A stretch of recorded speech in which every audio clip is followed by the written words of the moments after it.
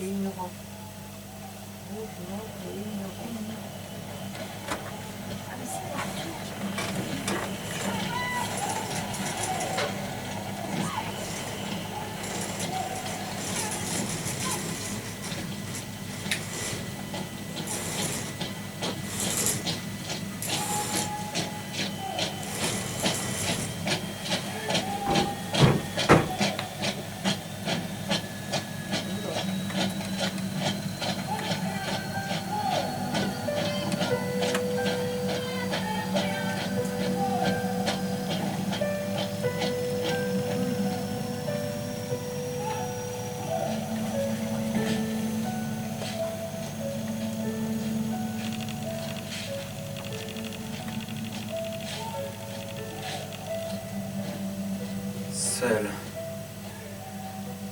Seul entre les créatures, nous savons que nous sommes de passage entre la naissance et la mort.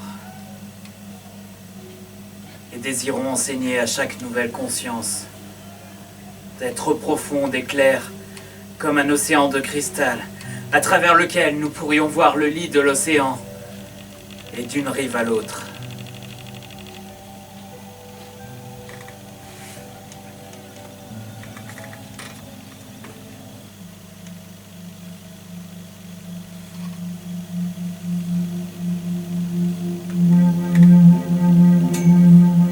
Parlons de nos enfants avant qu'ils ne soient nés.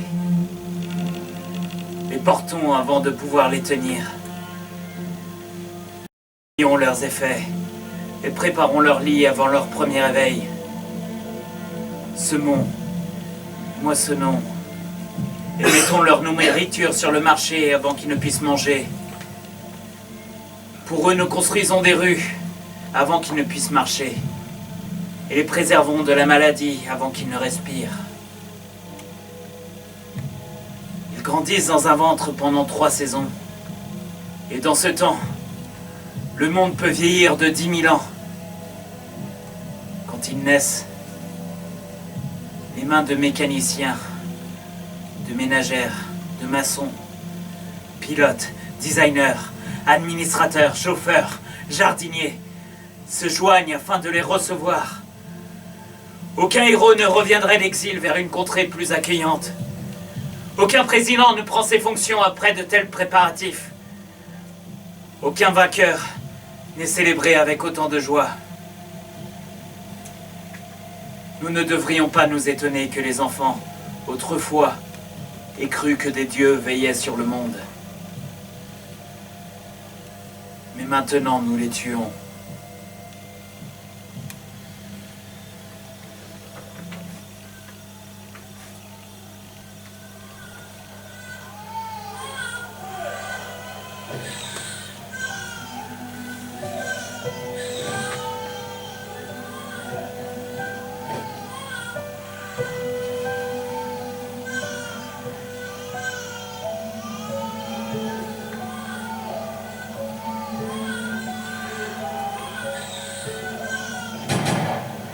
Autrefois, il y avait des survivants pour dire que soudainement le monde devint une planète de jouets. Une énorme balle rouge gonfla dans le ciel. Les maisons furent secouées comme les maisons de poupées sont secouées quand des enfants les emportent. Les choses petites devinrent grandes et les grandes choses disparurent. Il fut rapporté par beaucoup que le nuage étincelait comme un brasier et que les blessés bredouillaient l'étrange langue que parlent les enfants quand ils jouent à se prendre pour des étrangers.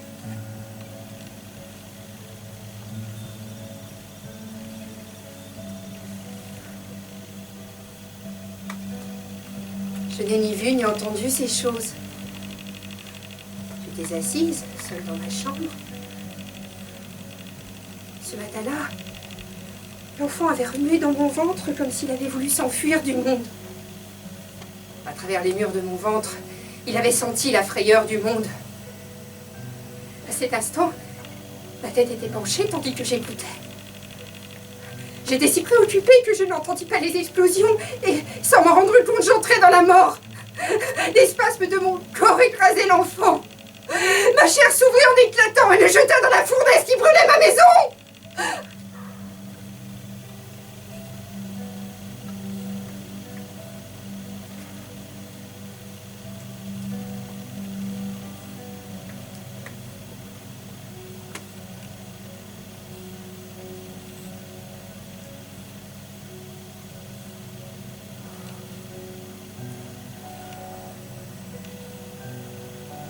Quand les fusées détruisirent le monde, tout se mit à siffler.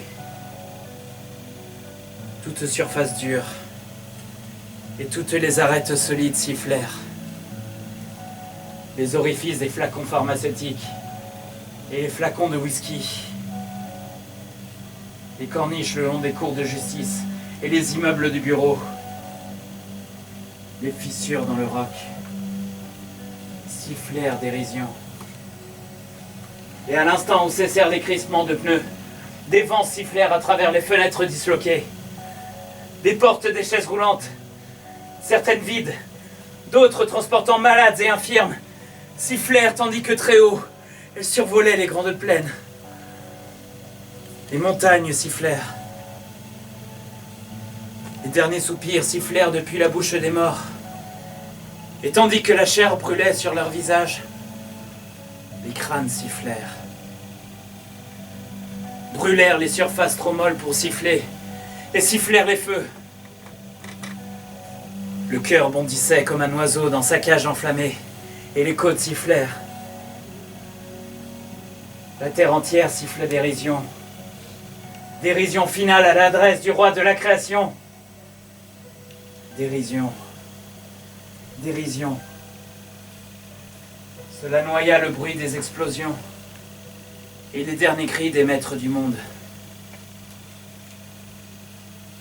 La terre entière siffla dérision à l'adresse du roi de la création. Voici l'enfant que mon ventre a jeté dans les flammes.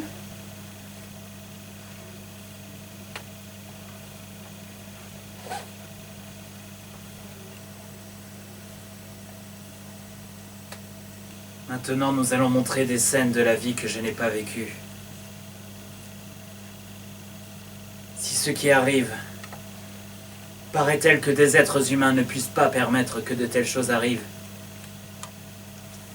c'est que vous n'avez pas lu les histoires de votre temps.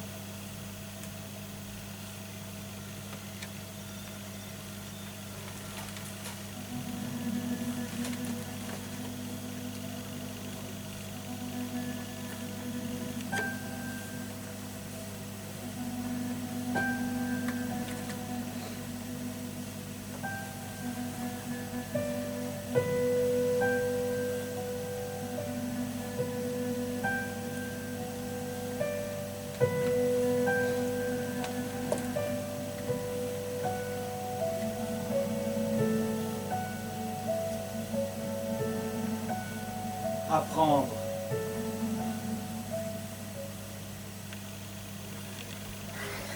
Je vais attendre dans ce coin de la cour et l'arrêter quand elle quittera l'école.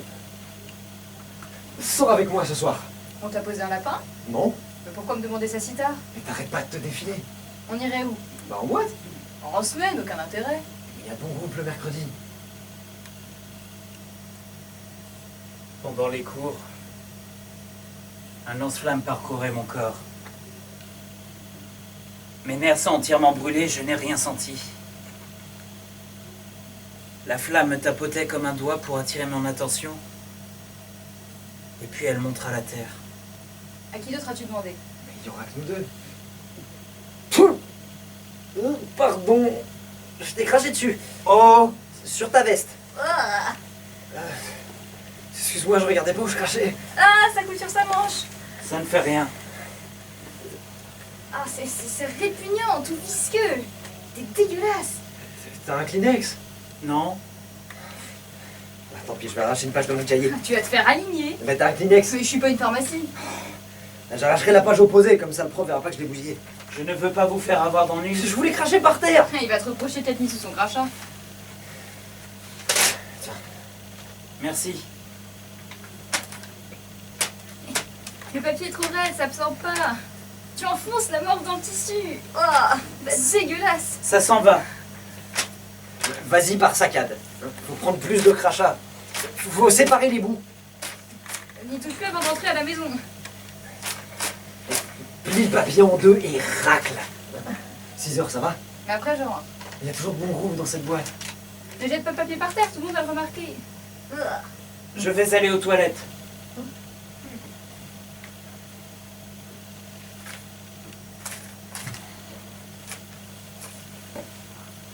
J'ai passé ma vie à assembler les morceaux d'un puzzle. C'était fini et je regardais l'image. Alors un ami a cogné la table.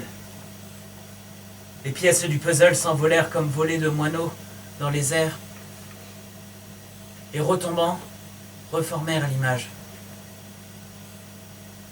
Mais l'image est différente.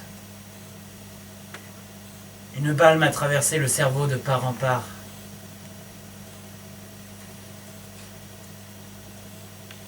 Pourquoi êtes-vous assis dans les toilettes? Excusez-moi, monsieur!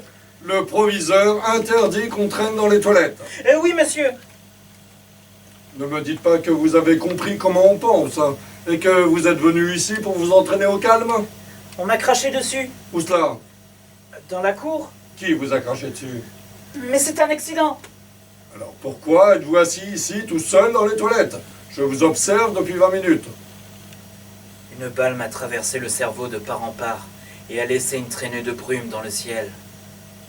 Qu'est-ce que c'est que ces absurdités?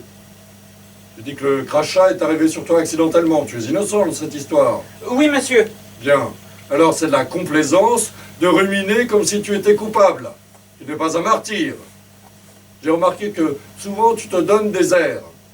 Si cela se reproduit, ce sera écrit dans ton dossier. Bon. Qui t'a craché dessus? Robinson, monsieur. Et sur quelle partie de ton corps a-t-il craché? La manche. Ah, répugnant.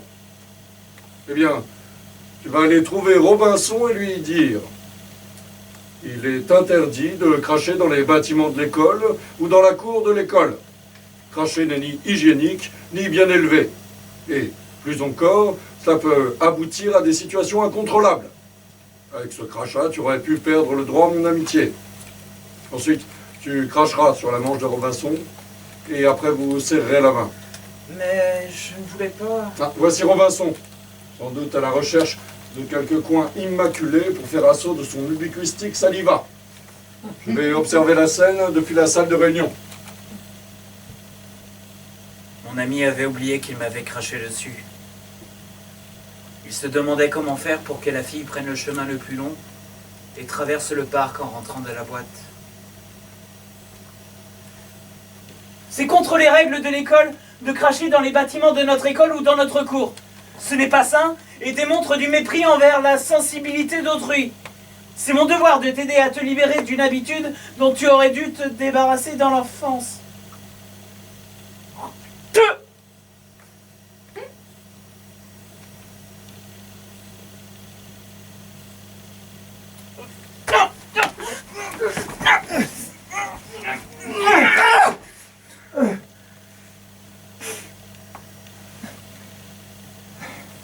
Je n'avais pas encore appris à haïr. C'est un savoir auquel on accède dans les écoles supérieures. Jusque-là, je connaissais seulement le fondement de la haine. La peur. Nous nous sommes donné des coups, comme deux hommes pris dans le cylindre d'une bétonnière se donneraient des coups en cherchant seulement à arrêter la rotation du cylindre avec leurs bras et leurs jambes. L'effort du combat nous fit suer. Et tandis que nous nous agrippions, chacun put sentir la sueur de l'autre. Une odeur de poussière.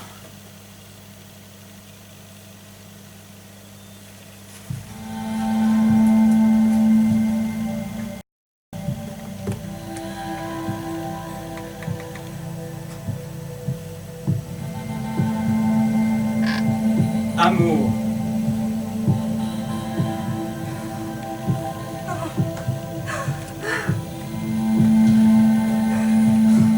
Il est beau. Ses jambes sont comme les branches courbées par la brise du printemps sur les collines au-delà de la ville. Sa poitrine est vaste comme les champs. Dans ses bras se tient la plénitude de l'automne.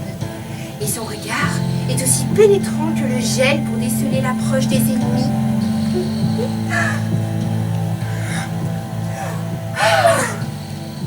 Oh, tu es beau! Ses mains se meuvent aussi sûrement que les mains d'une femme de ménage quand on la table de la nouvelle maison de sa fille. J'aimerais que nos enfants héritent de ta beauté, afin, quand ils seront grands et moi vieille, que je puisse encore te voir avec les yeux d'une jeune femme. Ton sourire brille avec les lumières de la vie. Je place ma main sur ton ventre, où chaque poil est le diagramme d'une danse. Mon sang pue. Flaque sur sol d'usine. Acide. Mes bandages sont brûlés par l'acide. Les mots arrachent mes dents. Les souches de vieux arbres. Ils s'entrechoquent dans ma bouche. Jeu de dés. Je les crache et compte la fin du monde. Et mon amour n'est pas égoïste. Oh, tu fais que toute chose brille, comme toute chose illuminée par le soleil. Les gens font leurs achats comme s'ils cueillaient les fruits du paradis. Même le caquetage des imbéciles s'imprègne du sens pour les chansons d'enfants. Je prends ton corps dans le mien comme un arbre dévorant ses propres fruits. Bandage. Chiffon. Pourri dans le sang. J'ai essayé de m'étrangler moi-même. Ils se sont déchirés. Le bruit de rire. Au lit, j'ai remarqué ta chaleur. La chaleur de tes jambes est différente de la chaleur de ton cou. La chaleur derrière ton cou est différente de la chaleur de devant. Quand je te vois, je souris. Comme souriait une déesse quand elle recevait de beaux effets en sacrifice. Oh. Je te vois assembler les fils, le bleu, le marron, le jaune et vert sur les bornes de la prise électrique. Et tu fais croître en moi des fleurs sur mon visage.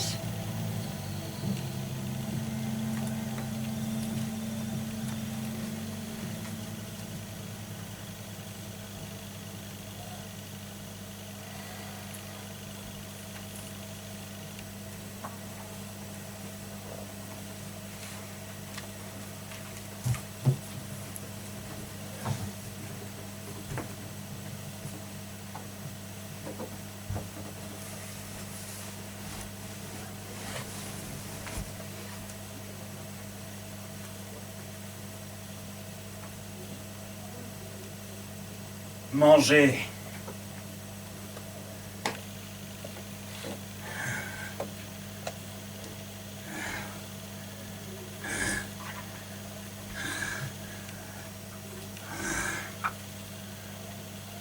Je ne trouve pas mon livre. Tu l'as laissé dans le bus? Je ne l'ai pas pris dans les bus. Je ne peux pas lire dans les bus. Alors il est encore ici. Essaie de te souvenir où tu l'as mis quand tu as fait le ménage. La couverture est bleue.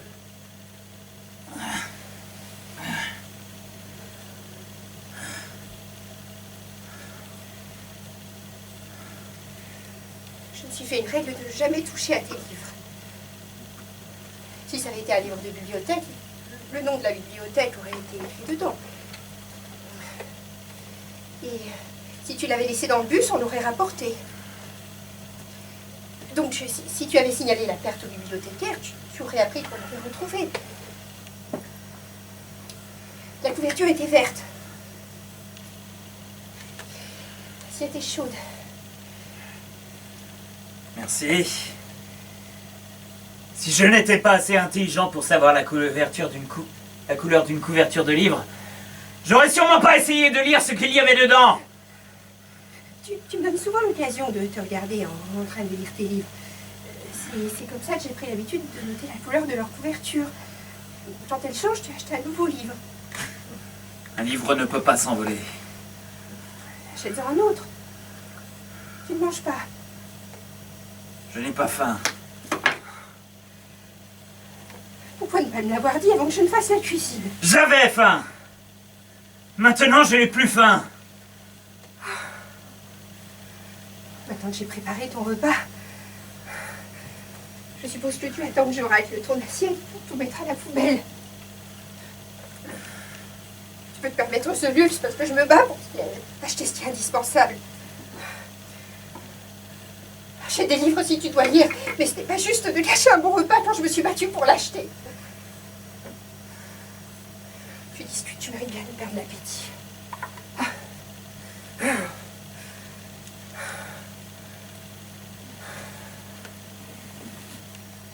Seulement demander où tu avais caché mon livre. Tout ça parce que tu as égaré un livre dont la couverture est verte. Oh, si tu ne manges pas ton pain, c'est moi qui vais le manger. Je croyais qu'avec les enfants, pour bouder sur ce qu'on leur donnait à manger. Entendre des grognements ne me rend pas l'appétit. Tu mangeras quand tu auras faim. C'était un livre de bonne manière. Mange-le par terre! Allez, mange! Mange! Grogne! Grogne! Mange-le un peu par terre! Et lèche jusqu'à ce que ce soit propre! Avec ta lavasse! Et donc la nourriture est bonne à jeter, tu es content. Si tu veux te conduire comme un porc, vis comme un porc! Peut-être que ça deviendra plus intéressant de te parler! Allez, mange! Mange! Tu conduis comme un monstre.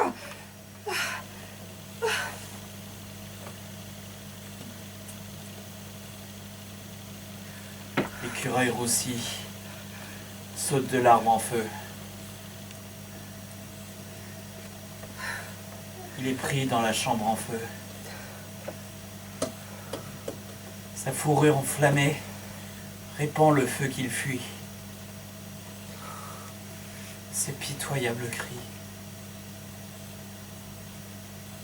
Dehors dans la rue, un vieux général court au milieu des squelettes.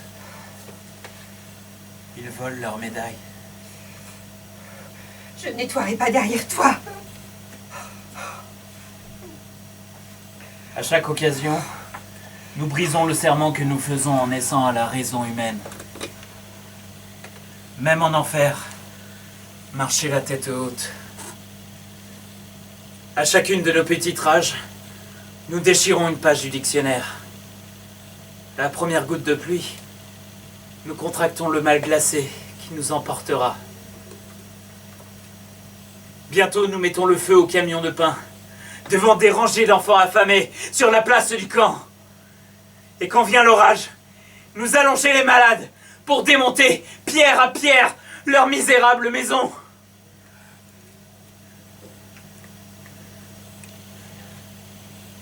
Recommence une seule fois. Et je ne fais plus la cuisine. Si tu ne veux pas contrôler ta fureur, il faudra me crier dessus. Nous ne pouvons pas nous permettre un tel gâchis.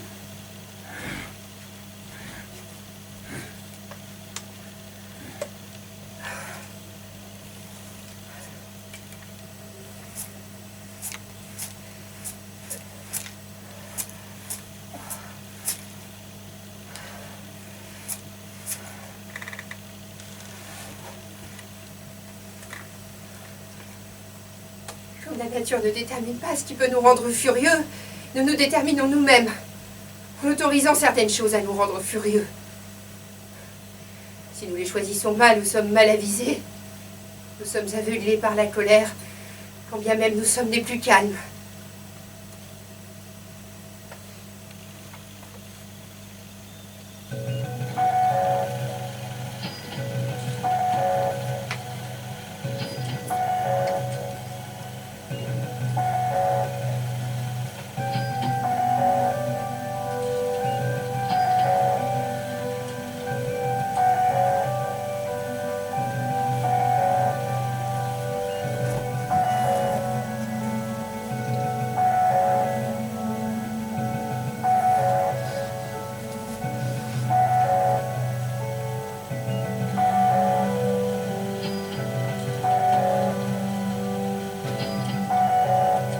Vendre.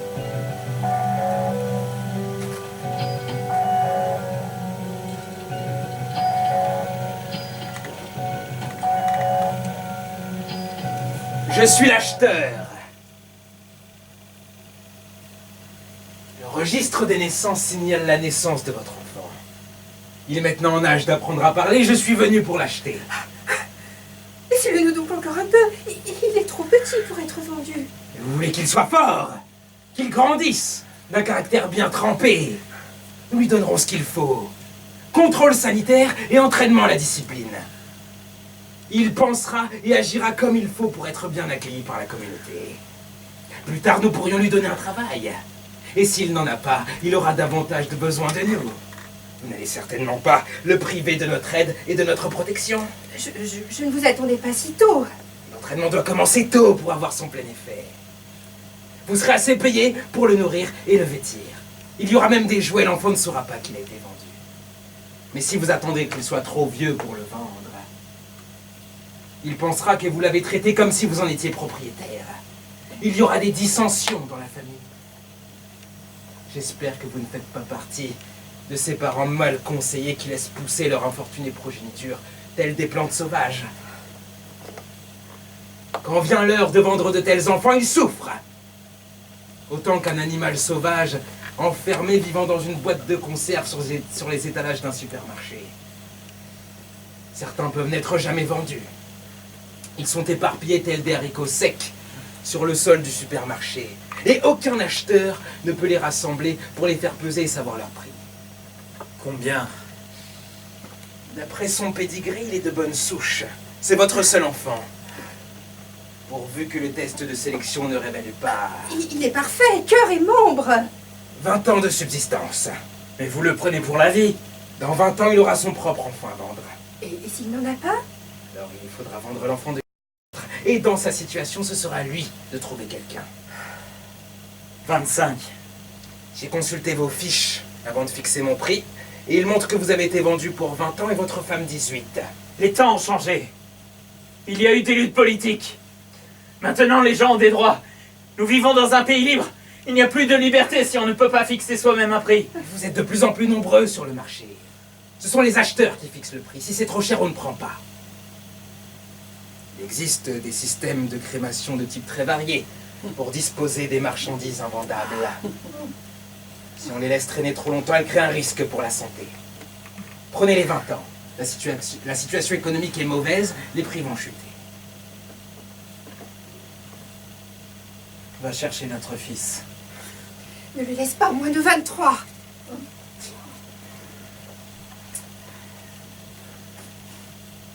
Avec l'argent que je vous propose, vous pourriez vivre avec plus de confort que vos parents. Le chemin est long pour arriver au terme des 20 années. Qui sait si, d'ici là, il y aura encore quelqu'un ici. Vous risquez l'avenir de votre enfant pour 3 années, qui risquerait de n'apparaître sur aucun calendrier. Si votre enfant est tout ce que vous dites qu'il est, dans 20 ans, il sera lui-même un acheteur. Et quand il lira mon rapport dans les dossiers, il répudiera sa famille.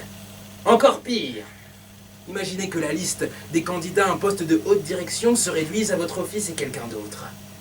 La non-coopération des parents avec l'État entrerait comme un paramètre décisif dans le choix de l'ordinateur.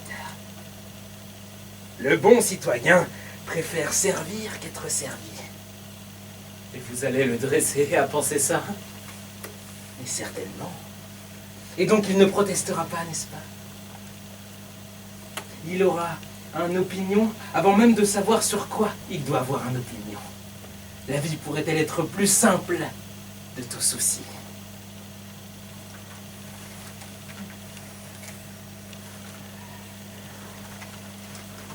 À la clinique, il a été un des premiers de sa fournée à être dressé.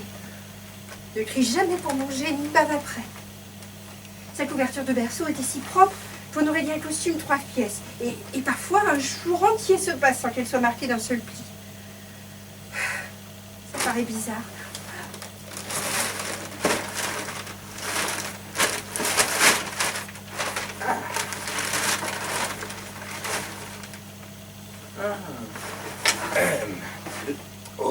Le journal dit qu'à la cour de Birmingham, un homme s'est vu infliger 23 condamnations à vie pour avoir volé son sac de provisions à une vieille dame. Chut! On l'aurait retrouvé sur le lieu où il commettait son dernier délit. Les batteries du moteur de son fauteuil roulant étaient à plat. Son sourire vaut bien 3 ans. Le Premier ministre pourrait dire à son chauffeur de s'arrêter afin que mon fils soit photographié souriant debout sur le trottoir et regardant vers l'intérieur de la voiture officielle. Oui. Le journal dit qu'un professeur d'université a trouvé le moyen de faire tirer les obus à travers l'écorce terrestre, ce qui a permis de gagner les quelques secondes perdues auparavant. En traversant la courbe de la Terre, au moment de recevoir la médaille du mérite scientifique, il aurait déclaré que sa prochaine invention... Nous prenons les 20 ans. Enfin, je te nomme Nia. C'est pour le mieux. Si les tests de sélection sont bons, vous pourriez Je peut-être dois me augmenter. dépêcher, mais j'en ai son fait de vente. Je prends simplement la page centrale. La Playmate a une dague enfoncée dans la poitrine. Jeudi dernier, ils immortalisaient le gagnant du numéro de la chance et ils mettaient le feu aux cheveux de la blonde aussi jolie sourire. Elle avait les cheveux trempés dans l'essence.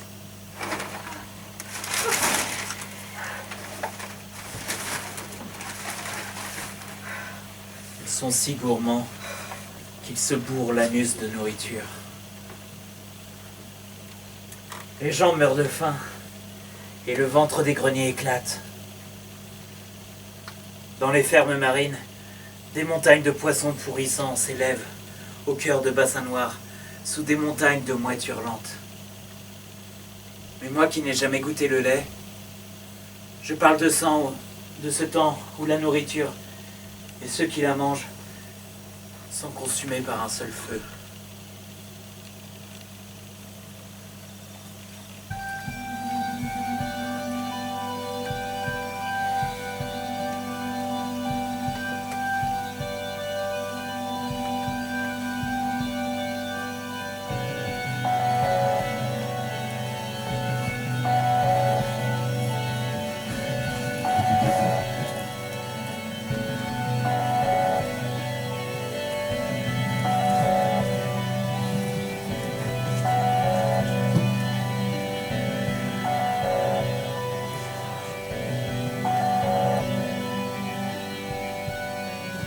Travail.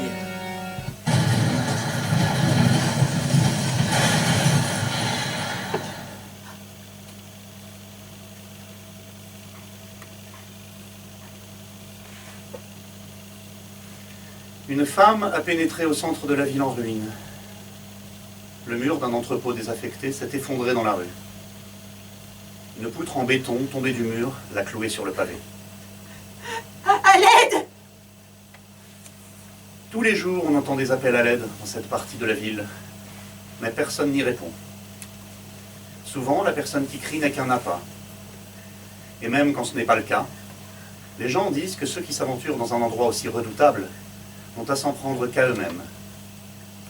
Ils ne peuvent s'y rendre pour des raisons légitimes, car ici, rien n'est légal. Le centre de la ville est placé en dehors de la communauté humaine. Donc, aucune aide ne peut être accordée. Il repose, ouvert sous le ciel comme un cercueil brisé. Et de ces murs suinte la poussière et les odeurs de moisis de l'exploitation qui avait commencé avec les tailleurs de pierre et les bâtisseurs de murs. Aidez-moi! J'ai vu de loin le mur s'effondrer et la femme ensevelie sous son linceul de pierre. Je la connais, c'est une amie. Oh Dieu merci, un ami est venu. Oh, j'avais peur que mes cris n'attirent les assaillants. Ils m'auraient volé et ensuite tué pour que je ne puisse témoigner contre eux. Ah, aide-moi, je ne pourrais pas supporter de plus longtemps le poids de cette poutre en béton.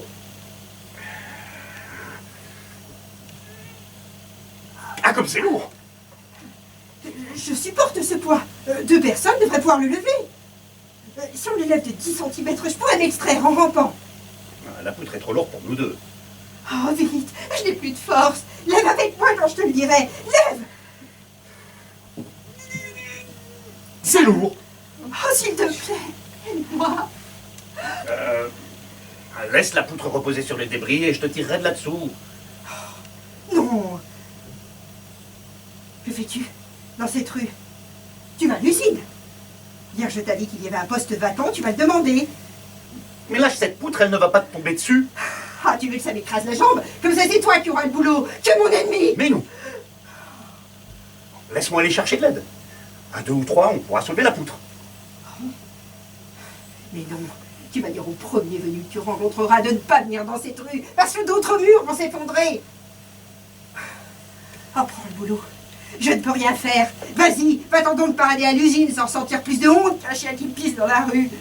Personne n'arrive à rien dans cette ville s'il ressent de la honte. Mais envoie n'importe qui pour m'aider. Même si ses mains sont encore humides du sang de ses parents, il ne pourra être aussi cruel que toi.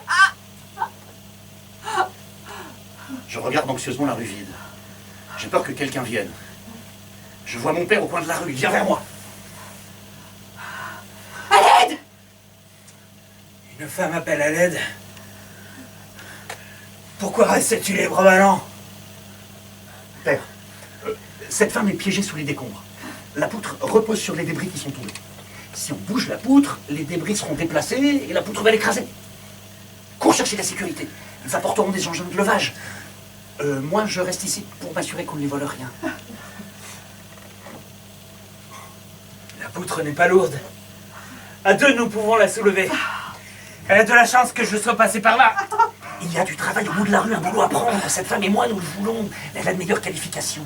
Si elle a un arrêt de travail pendant quelques temps, j'aurai le boulot. Oh, votre fils était mon ami. Tu laisserais une amie avoir une jambe cassée pour avoir du travail? Monstrueux! C'est peut-être ma dernière chance de trouver du travail. Sans travail, je suis un exclu. La communauté ne me laissera pas le pouvoir de diriger ma vie. Qu'as-tu fait pour moi? Une école débile? Un apprentissage pour rien? Des années d'enterrement sous les décombres? Père, cette femme n'est rien pour toi, je suis ton fils, j'ai droit à ton aide. S'il vous plaît, je vous aiderai. Je ne prendrai pas ce travail. Alors, si le pêcheur rejette le poisson à l'eau, le poisson ne lui rend pas son appât. Si tu t'en vas, il se pourrait que demain tu entends parler d'un travail plus intéressant. Alors tu regretteras ta cruauté. La poutre a bougé. Mais pourquoi devrait-elle avoir un boulot? C'est un hasard si son cerveau vaut mieux que le mien. Comme c'était un hasard que la poutre lui tombe dessus à 5 minutes près, elle me serait tombée dessus, hein? Ma jambe, elle se brise. Le monde n'est pas juste. La justice est faite par les gens. Si je fais ce qui est juste, j'ai la force de 1000 hommes.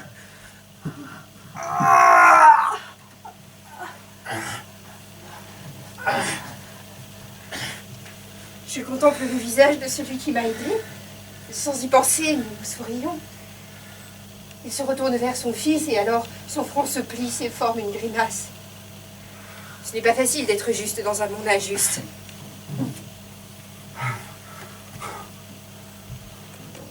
Vous direz que mon père est bon et que je suis mauvais.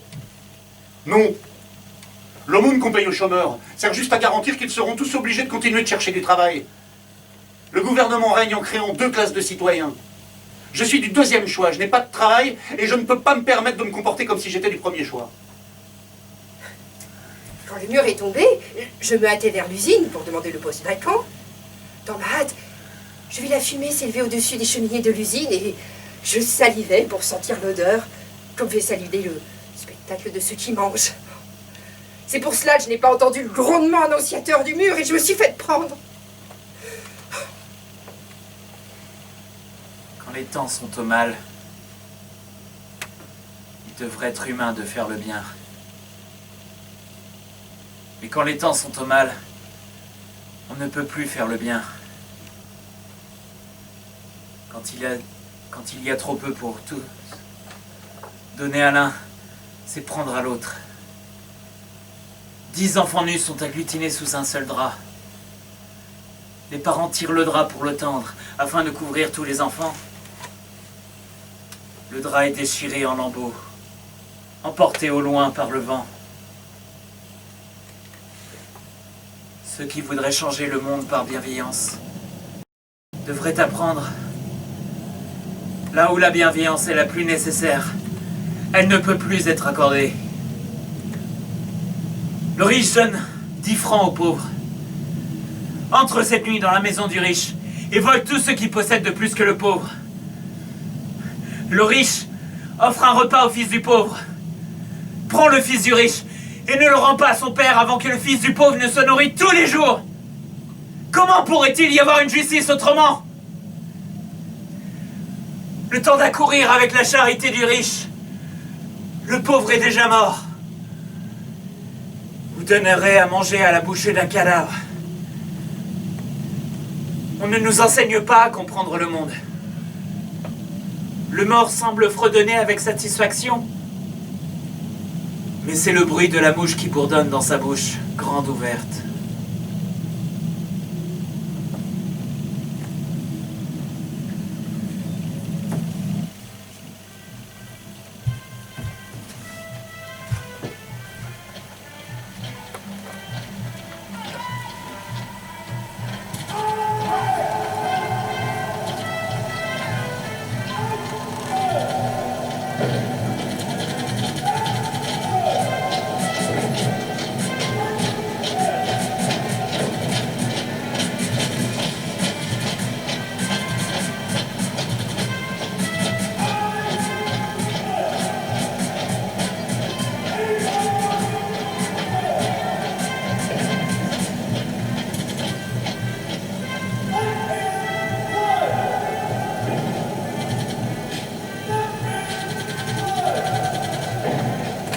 Je suis comme la péniche, arrimée à son quai, long corps de fer et d'os, au ventre plein de sable, retenu pour un temps, en ce lieu trop curieux, immergé, alourdi, j'attends l'heure de la fuite.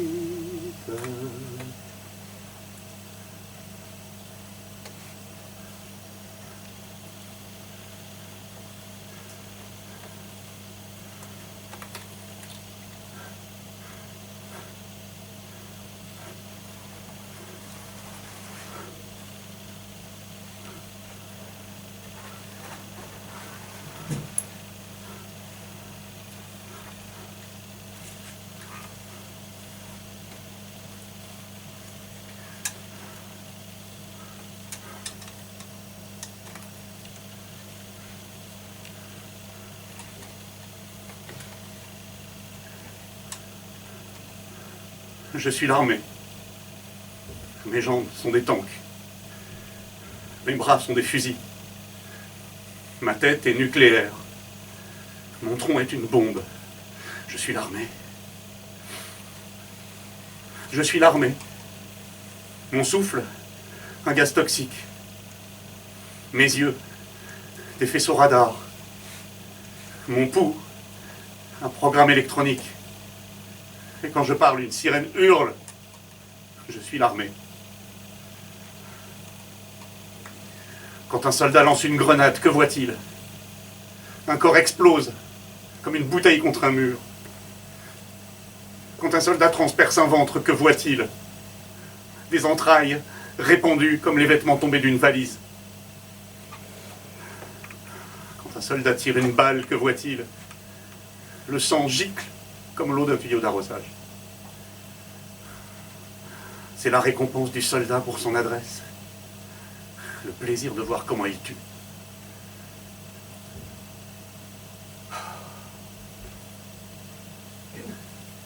Je ne vois rien. Je suis l'armée. Mes pieds sont sur la terre. Ma main touche la lune. Ma tête se perd dans l'espace. Ne gémis pas ta peur devant moi. Ne plaide pas pour le genre humain. Ne me montre pas la terreur des enfants. Je suis l'armée. Et je chie sur la terre depuis la stratosphère. Et je me torche le cul avec la liste des morts. Inclinez-vous et adorez-moi. Inclinez-vous et adorez-moi.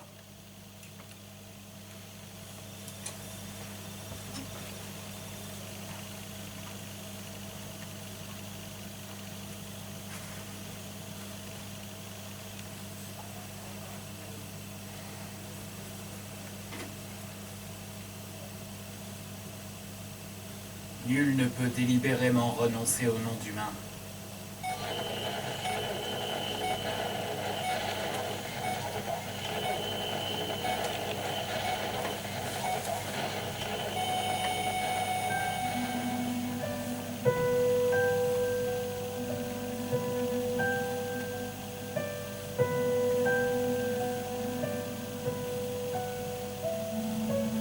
Quand mon fils atteignit l'âge auquel je l'avais engendré, Il y avait tant de fusées que le monde ressemblait à un hérisson. Il aurait pu être détruit aussi facilement qu'une petite pomme qu'un géant dressé dans l'espace aurait dévoré d'une seule bouchée. Les gens marchaient dans la rue sur la pointe des pieds, comme s'ils craignaient que la vibration de leurs pas ne déclenchât la mise à feu des fusées. Ils ne déplaçaient plus les meubles dans leur maison. Le mouvement aurait pu apparaître sur des écrans radars et provoquer leur destruction et celle de leurs voisins. La sécurité était si puissante que tout le monde était suspect.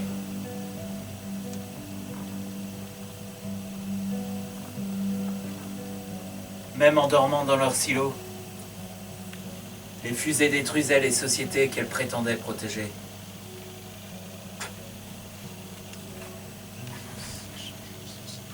Personne ne t'a vu entrer dans la maison? Pourquoi? Elle serait signalée comme la maison d'un soldat. Pourquoi porter un fusil dans la rue? Pour nous protéger des gens comme toi, strangulé de ta mère. Mon fils. Tu t'en vas? Une opération en cours. Oh, n'en parle pas maintenant. Tu as mangé? Rien depuis hier. Je croyais qu'on mangeait dans l'armée. Ces crevés de civils ont pris nos camions en embuscade et volé notre bouffe. Viens à la cuisine, je vais te préparer un repas. Il fait des choses dont il ne peut pas parler à ses parents. Il est dans l'armée parce qu'il n'avait pas de travail dans le civil. Tu l'en as empêché. Dénigrer les soldats est un crime qui relève de la loi martiale. Hein? Toi, tu es de l'espèce de ceux qui se rangent du côté de ces crevures de populace de strangulés de ta mère qui nous tirent dessus. Et tu râles parce qu'on est armé? Ça suffit tous les deux. Il n'y a rien qui va te travers chez lui qu'on pourrait pas remettre avec une bonne autopsie.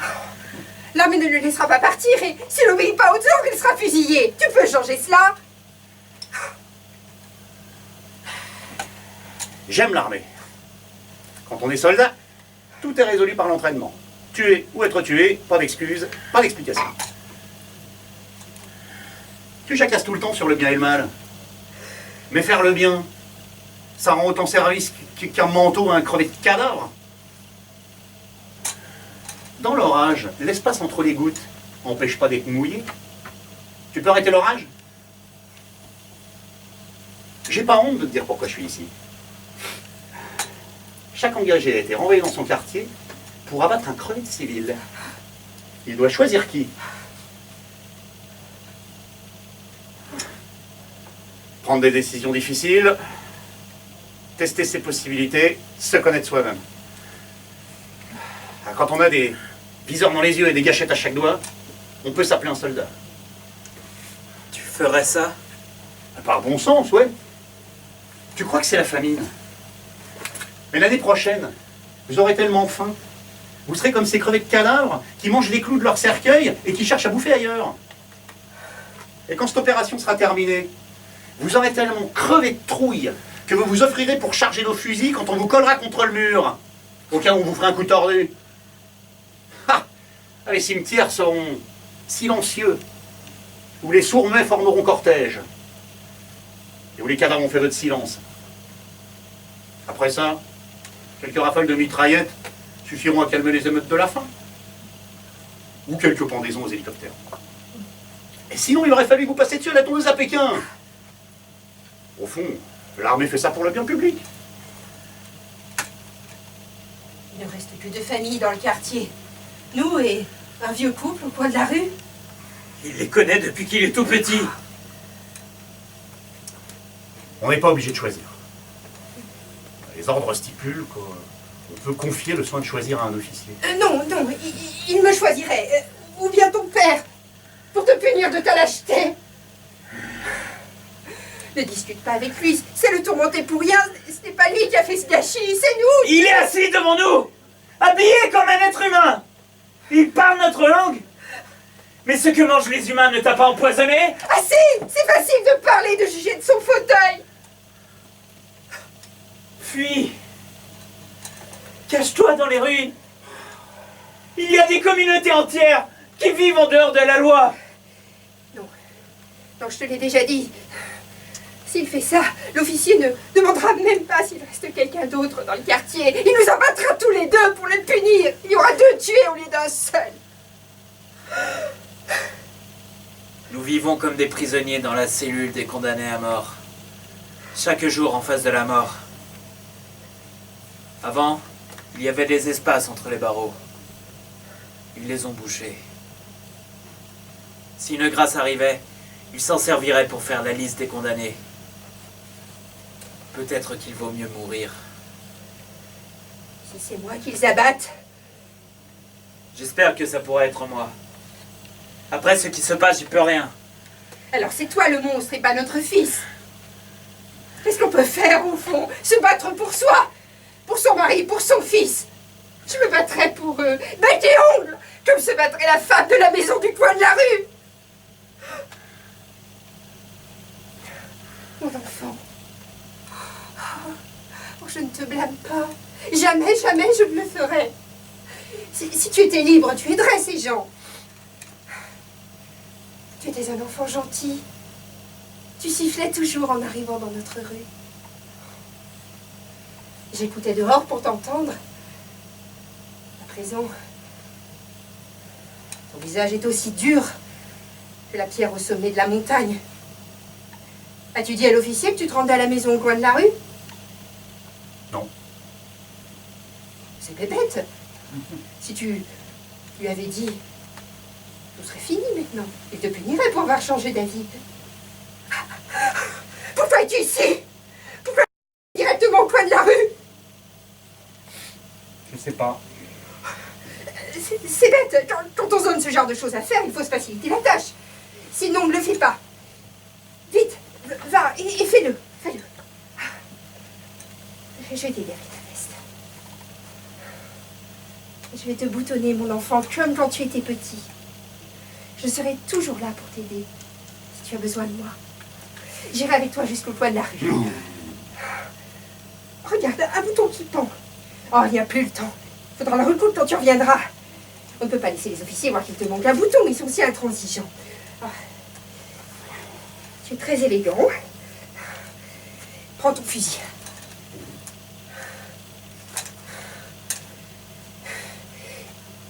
Ils seront chez eux. C'est l'heure du couvre-feu. Alors, reviens vite.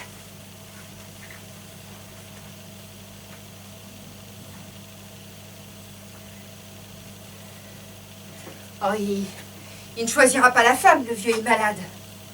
C'est lui. Il ne tiendrait pas 2 jours en cas de famine. Ça, je dois te dire que quand je l'ai vu, j'ai voulu m'enfuir de l'autre côté de la rue. Un chien a baissé la tête, voyez après lui. Des yeux brûlants et maigres, mon Dieu. Il avait la pâleur au visage, comme celle des pauvres airs qui hantent les ruines. J'ai cru qu'il portait de grosses pierres. C'était ses mains. Le sac à provisions vide qu'elle lui avait attaché autour du cou, de la ficelle, était plus rempli que lui. Peut-être que notre fils aura de la chance. S'il le trouvait mort, tout serait simple. Porter dehors sur le sol et gentiment lui loger une balle dedans. Si je prépare à manger, est-ce qu'il mangera? Pour lui, c'est juste un autre boulot. Il n'est pas allé directement au coin de la rue, parce qu'il ne lui est même pas venu à l'esprit d'en finir rapidement. Mais tu viens de quelle planète? Aucune vie n'a jamais été sauvée parce qu'on ne trouvait personne pour tuer. Si on doit être tué, on est tué. C'est mieux s'il le fait. Il ne va pas jubiler ni se montrer plus cruel qu'il le faut. Est-ce que le tuer deviendrait plus humain si on avait honte de le faire? Je sais ce qu'on lui a fait avant pour qu'il puisse le faire. Oh, aie pitié de lui. Oh,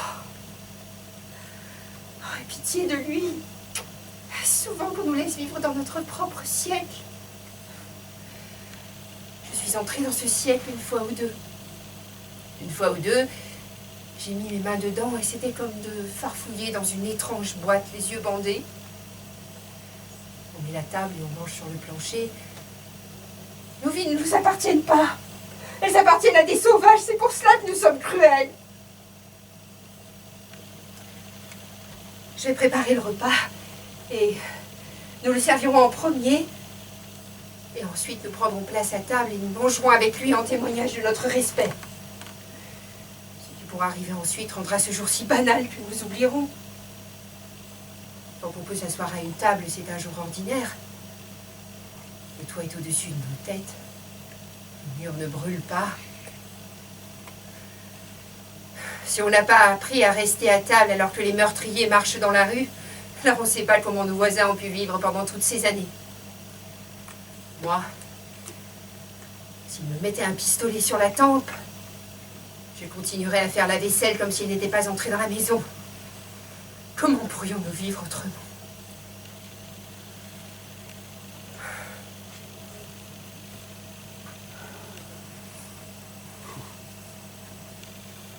Quand j'étais enfant, on appelait cet endroit la maison qui se tient au carrefour des trois routes.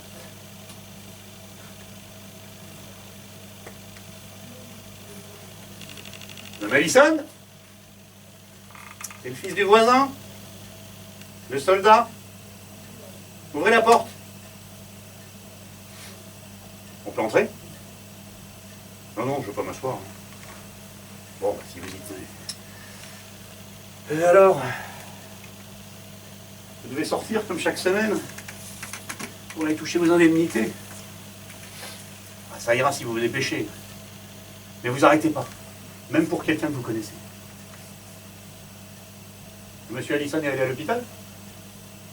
Eh non, la cravate. Il n'y a que les officiels pour porter des cravates. Les gens de votre génération essaient de conserver les traditions. Ouais. 10 ans que j'ai pas joué dans la rue. Aujourd'hui, je serais plus sûr de jouer dans un champ de mine. Dieu merci, le gouvernement parque les enfants. J'imagine que ces changements vous laissent perplexe. Ouais. Les jours anciens ne reviendront pas. Hein. Puis vous êtes lassé des nouveaux. Tu peux tirer maintenant qu'ils sont calmes. Ouais. Quand j'étais petit, cette chambre paraissait immense. Je pourrais toucher le plafond.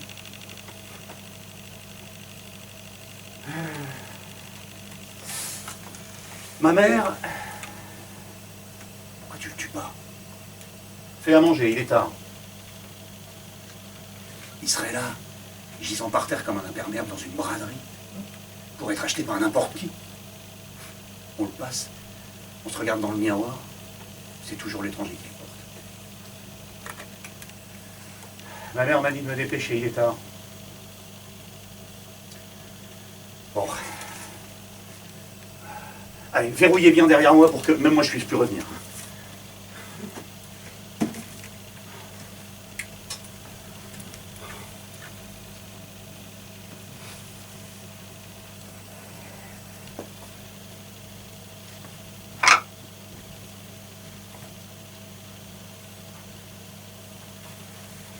Oh, tu n'as pas laissé refroidir le repas, c'est bien. Tu veux te laver les mains? Oh, les supermarchés ont des soldats pour garder les boîtes de conserve. Oh, j'aimerais revoir une casserole pleine.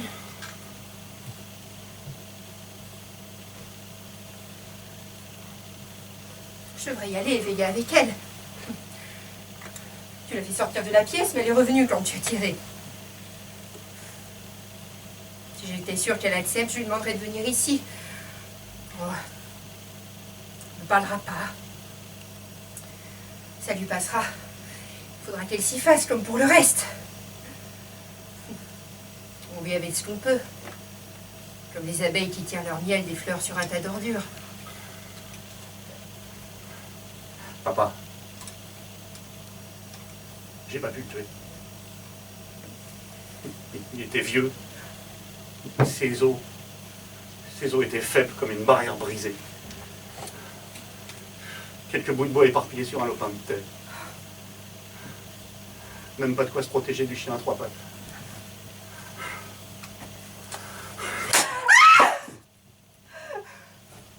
Il est mort! Tu es fou! Il a venu nous tuer tous!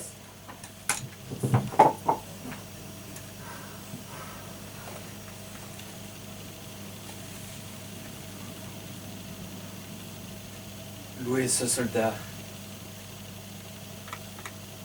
Pourquoi a-t-il tué son père et pas l'étranger?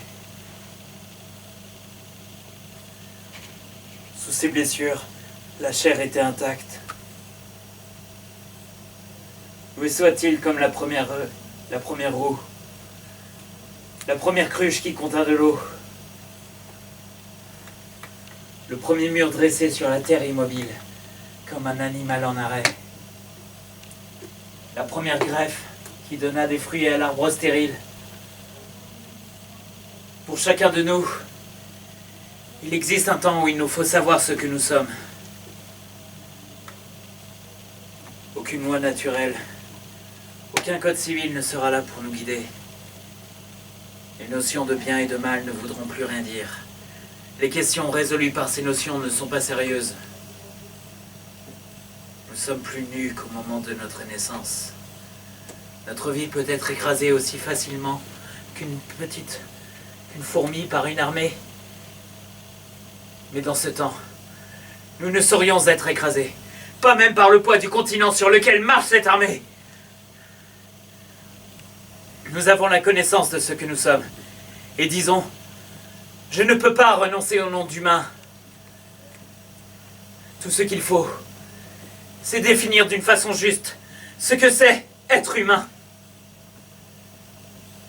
Si notre définition est fausse, nous mourrons. Si notre définition est juste et que nous la transmettons, nous vivrons. Les premiers dramaturges disaient « Connais-toi toi-même ». Mais mon fils a appris qu'il valait mieux tuer ceux qu'il aimait, plutôt que de voir un homme qui est malade, ou infirme, ou pauvre, ou vieux, ou étranger. Rester assis à regarder fixement un monde vide, sans trouver une seule raison à sa souffrance.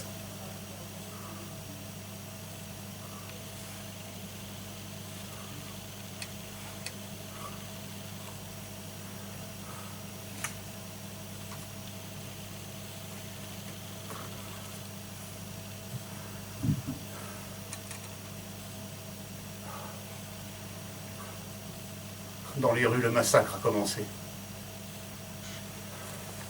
Un fil de nuages traîne dans le ciel.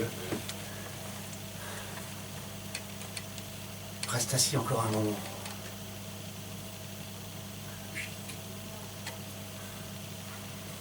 Puis va dans les ruines où sont les hommes.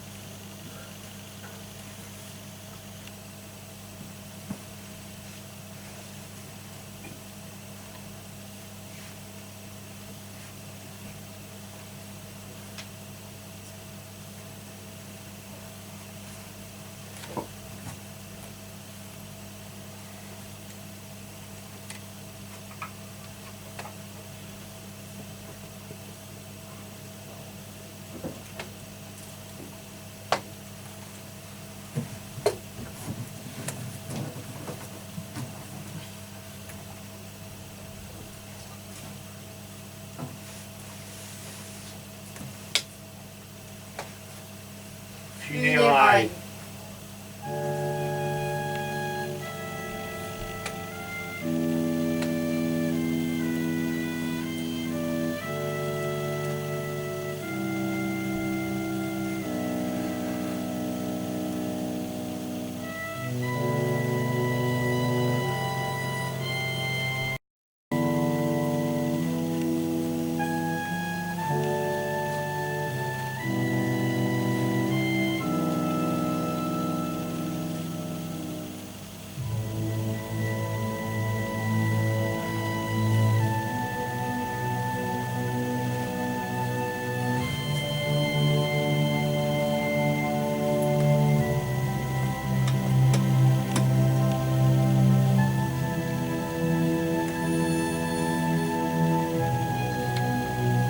Vous qui vivez en des temps barbares, sous l'autorité de ceux qui ont le rouge sur les mains, le noir dans le cœur et l'ignorance dans l'esprit. Tous ce qui vous a précédé appartenait à l'enfance du genre humain. Cet âge est passé avec les armes nouvelles, et vous avez continué à construire vos maisons avec des briques qui avaient déjà pris feu. Si nous avions vécu, nous ne nous serions pas satisfaits de vos absurdités barbares. Nous aurions appris, chaque jour, des petites choses et des grandes, quand la pensée se déploie dans le ciel comme un étendard. Vous nous avez tués au nom de la liberté. La démocratie n'est pas le droit de vote, mais la liberté de savoir. Et la connaissance basée sur le fait de savoir. Votre démocratie est le moyen de supprimer la vérité et de jeter la liberté en prison. Quelle est la liberté que vous m'avez donnée?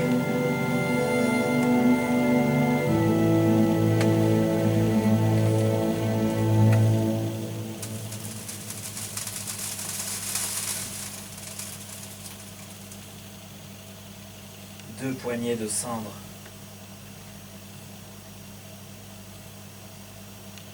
Où est la liberté là-dedans?